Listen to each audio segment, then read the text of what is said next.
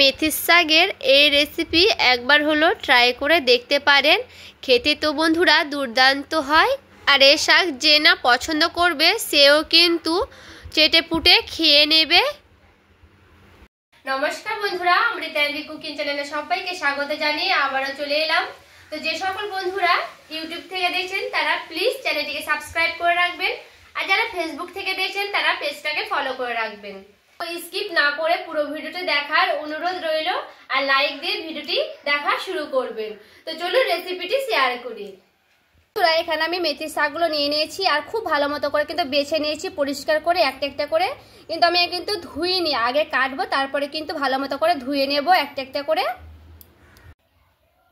আর দেখুন বন্ধুরা, আমি কিন্তু শাকটাকে খুব ভালো মতো করে 2 থেকে 3 বার ধুয়ে নিয়েছি। দেখুন কেটে কিন্তু আমি 2-3 বার খুব ভালো মতো করে কিন্তু জল দিয়ে ধুয়ে নিয়েছি, একেবারে পরিষ্কার করে নিয়েছি জলটাকে। তো এগুলোকে একটু হালকা করে ভাপিয়ে নেব। তো দেখুন বন্ধুরা, এখানে আমি কড়াই বসিয়ে নিয়েছি, আর কড়াই আমি দিয়ে দিচ্ছি জল। দেখুন জলটা আমি কিন্তু পরিমাণ মতো দিয়ে দিয়েছি, আর নিয়ে নিয়েছি সেই শাকটি আমি হালকা করে ভাপিয়ে নেব। শাকটা কিন্তু না ভাপানো হবে, কিন্তু যেহেতু মেথির শাক একটু তিতা ভাব লাগে তার জন্য একটু জলটা আমি গেলে ফেলে দেব।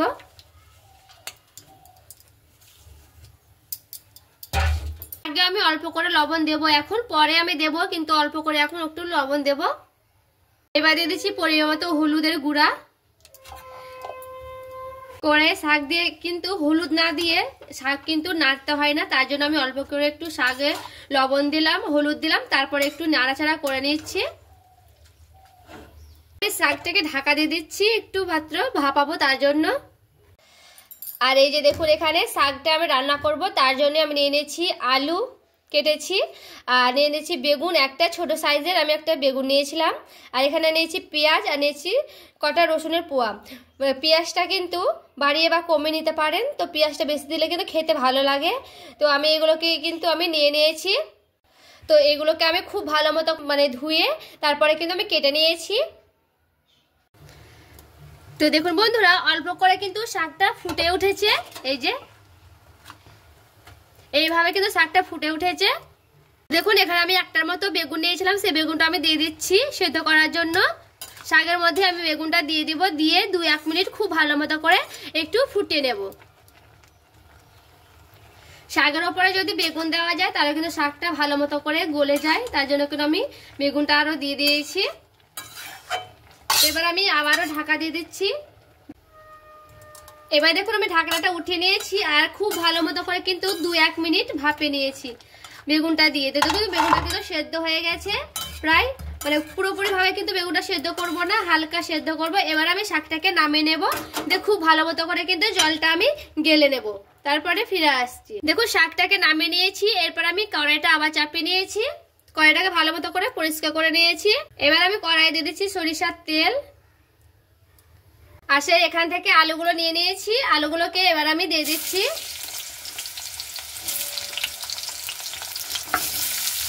আলুগুলোকে লাল লাল করে আমি ভেজে নেব।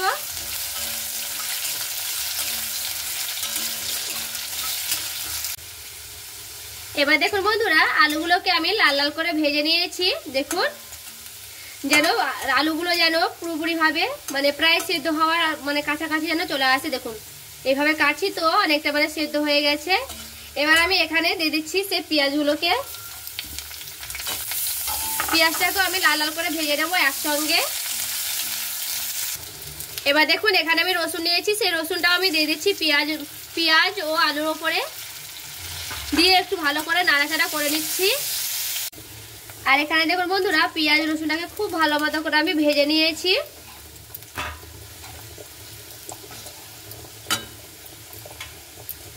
তো এখানে দেখুন আমি 2টো লঙ্কা নিয়েছি, লঙ্কা দুটোকে এইভাবে ভেঙে দিচ্ছি, তারপরে এখানে দিয়ে দিচ্ছি।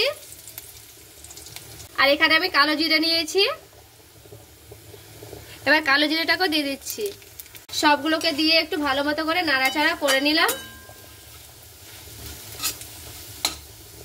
এখানে দেখুন সেদ্ধ করা শাকটাকে দিয়ে আমি খুব ভালো মতো করে কিন্তু জলটা ঝারিয়ে নিয়েছি। এবার আমি সেইগুলোকে দিয়ে দিচ্ছি।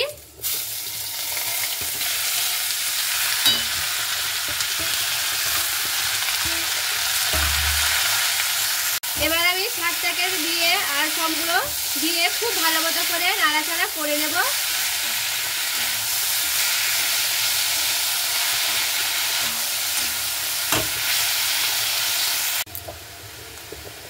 আর এখানে দেখুন লবণ আমি দিয়ে দিচ্ছি, যেহেতু আমি আগে লবণ দিয়েছি তার জন্য অল্প একটু লবণ দেব। এরপরে আমি দিয়ে দিচ্ছি হলুদের গুঁড়া অল্প করে। এরপরে খুব ভালো মতো করে শাকটাকে আমি নাড়াচাড়া করে নেব। একটু সময় ধরে নাড়াচাড়া করতে হবে শাকগুলোকে।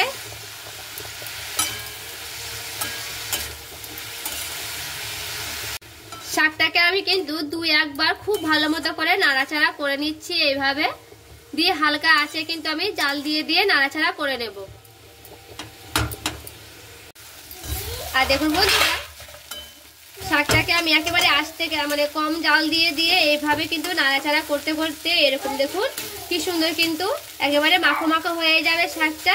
তাহলে কিন্তু বুঝবেন যে শাকটা কিন্তু হয়ে এসেছে। দেখুন কি সুন্দর কিন্তু এইভাবে মাখো মাখো হয়ে যাবে।